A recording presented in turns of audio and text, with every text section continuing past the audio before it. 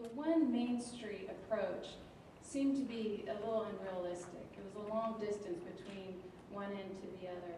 And so stepping back and saying, you know, people want to connect to these different uses, the uses between the medical, the uses in the mall, the transit center.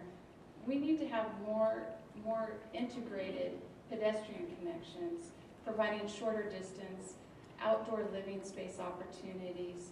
So breaking up that Main Street into a series of experiences and opportunities.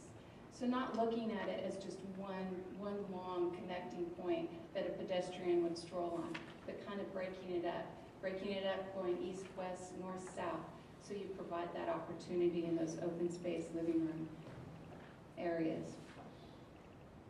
The other component of the land planning efforts we looked at is really the city taking the lead on kind of fostering or facilitating some of the a catalyst project of sorts.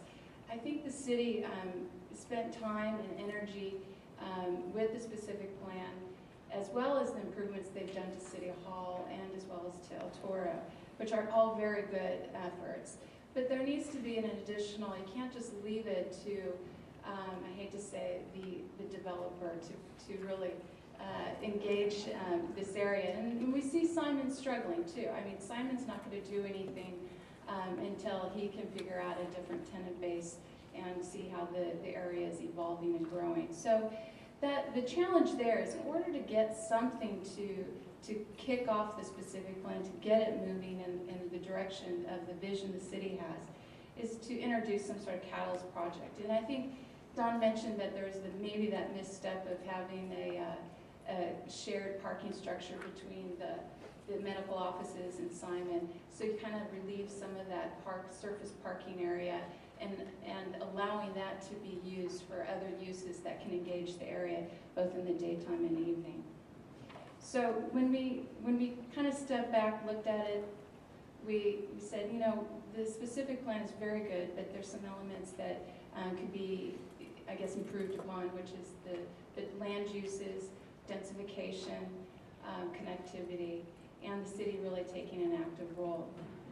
Part of that active role, I think the city has a big challenge because there's multiple landowners.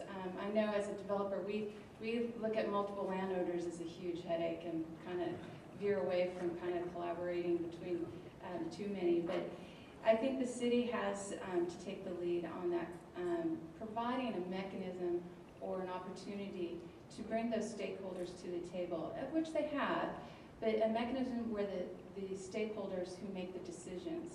A lot of the facilities that they're working with, the hospital, medical office, and Simon, the people that are engaged with the city, with the ideas of the land planning opportunities there, is the decision makers are not at that table. The people who write the check to make those land use changes happen.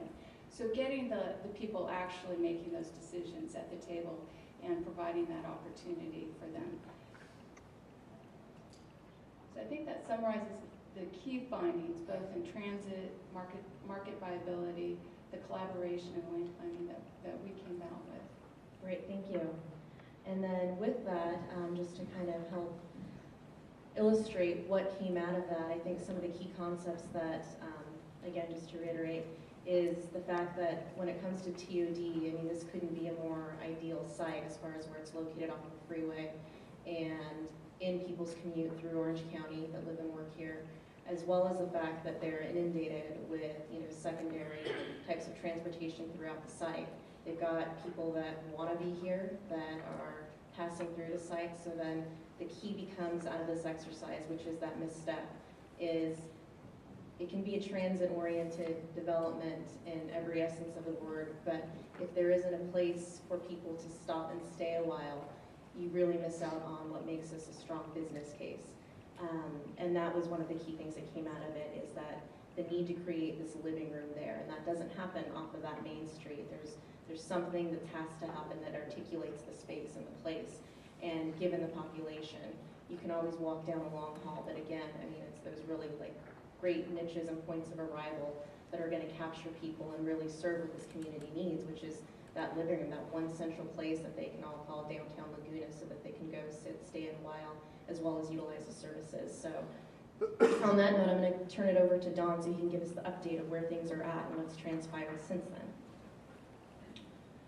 I think overall the TAP confirmed the cities and the landowners their original vision that was expressed in the 2002 Urban Village Specific Plan.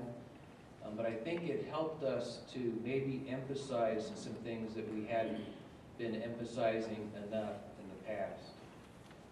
One of those was the Main Street concept, and that it's just too long, that it needs to be broken up, and we're in, I think, full agreement with that. That the bus transfer station really is an opportunity, that we really need to get those pedestrians to where they're working, but also get them to where they want to stay and spend money and possibly even live in the area. We do need to take the lead again amongst the stakeholders. We did that when we developed the plan. What we've done over the years is we've been working closely with them individually. In the report, they call it kind of a silo approach.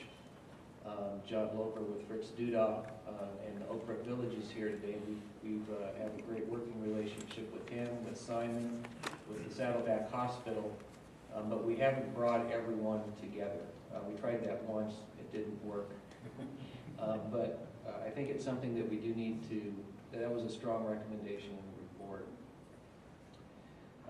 We do need to create a living room, or actually as I look at it, I think probably living rooms in the area. And we need to be very deliberate about making sure that this is a park once district, where people can come in and just park once and get to where they want to go. That doesn't mean they're going to be able to walk all over the 240 acres, but have it where there's enough places where this is where people park for this area, and that's something that we need to strive to achieve. We also have a great opportunity to establish a health district for the region, and I think that is a focus that we should take. It also confirms something that we have heard from Simon and from the Fritz Duda company, that really the future is not more retail. In our original Urban Village Specific Plan, I think we had an additional 180,000 square feet of retail on top of what's already there. That's not the future. The retail needs to be replaced, probably needs to transition to more of a lifestyle center retail environment. A couple of years ago, Nordstrom Rack came in and took over the old WOW space there, and that Nordstrom